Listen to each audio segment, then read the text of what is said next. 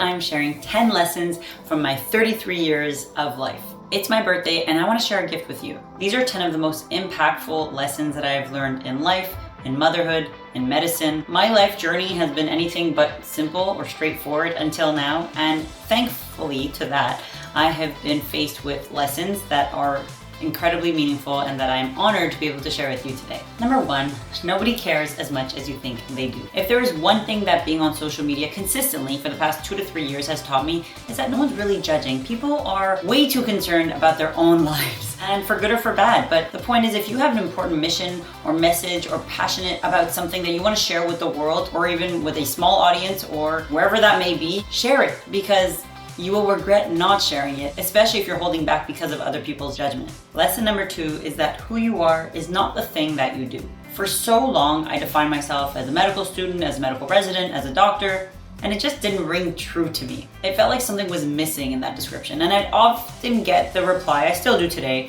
that you don't look like a doctor, you don't talk like a doctor, and that's because our brains like to categorize. So if you feel like me and you don't feel like being tied to your career is authentic, like who you are goes beyond the confines of your career, then start defining who you are differently. If someone asks you the question, who are you, or what do you do for a living? Change that narrative. I'll go first. I'm Rosie. I'm an energetic and passionate mom who loves to share her passion about wellness with the world. I encourage you to pause this video and answer that question yourself. Who are you? Lesson number 3 is that you are what you consume. And I don't just mean that in terms of food.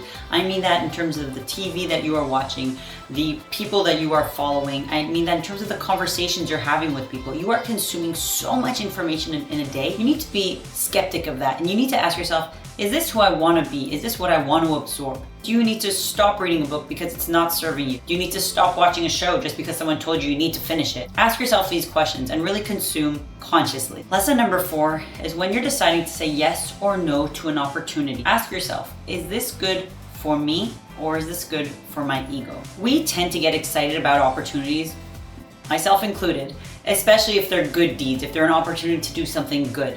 But when it comes to actually doing them, we don't necessarily feel aligned with that choice and that yes that we made. So often we decide to do it because it looks good on paper, it looks good publicly, resonates with your ego, but does it resonate with your mission, your value, your purpose, and maybe where you are in life in that given time? Before saying yes, ask yourself, is this thing really good for you, or is it something that your ego wants? And it'll make things clear as to whether that choice is the right yes for you. Number 5, happiness is blank. Define what happiness is to you. This is so important because we tend to chase other people's joy, other people's image of what happiness is. Society paints this picture of having a family and a nice car and a home as happiness. But maybe happiness to you is resorting to a very simple, quiet lifestyle, which is minimalist, by the side of an ocean. I have no idea, but find out what happiness is and try to chase that rather than someone else's picture of happy. Lesson number 6 is do not count on anybody to cheer you on. As kids, we were taught this way, at least I was, to come home excited about my straight A's so that someone can congratulate me, someone can celebrate my success.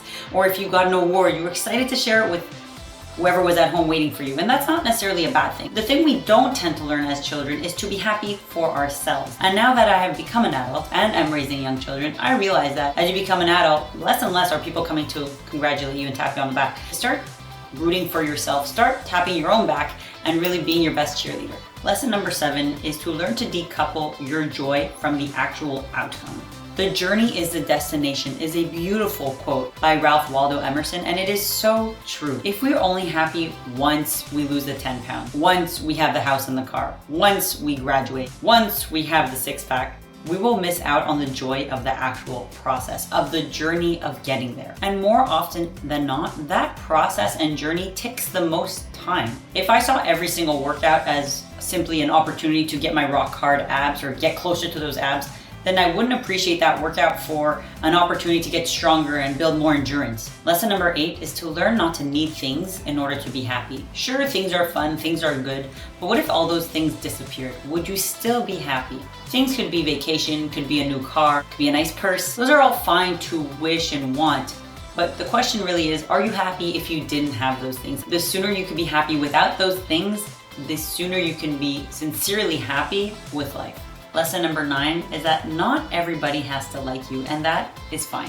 As long as you like you. What does that mean? That means as long as you have a set value system and ethics that you actually abide and live by, and you feel like your actions are driven by those values and ethics, then you're doing the right thing. Not everyone needs to agree with those values and ethics and decisions that you make, but do you agree with them? And if you do, then you will attract the right people who are in alignment with the things that you stand for. If you're looking to make everybody happy and everyone pleased and everyone like you, you will be rerouting consistently. And it'll be much harder to discover your true why and your true purpose this way. Now, finally, number 10, I was not sure that I was gonna add this, but let's go. Success does not mean rich, and rich does not necessarily mean a lot of money.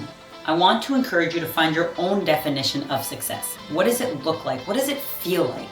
And find your own definition of rich. Now, sure, having money is in no doubt necessary in order to live a decent, good life. I will never deny that money allows for opportunity, for pleasures like vacations, like security. But to me, being truly rich means being rich in love, rich in joy. Having money is super important, but after a certain amount of money, that joy does not grow any bigger, and that joy needs to come from somewhere else. So focus on your definition of success and of rich, and see if your actions are aligned with that life. To me, a rich life is a life filled with abundance of love, of security. I provide that to my family, and I feel like I get that in return from the world, including from you guys. To me, this is a pretty rich life. Please let me know which lesson you enjoyed the most, and let me know if you'd like a part 2. Subscribe to my channel if you want more advice on how to live your best life possible, because you are your greatest investment.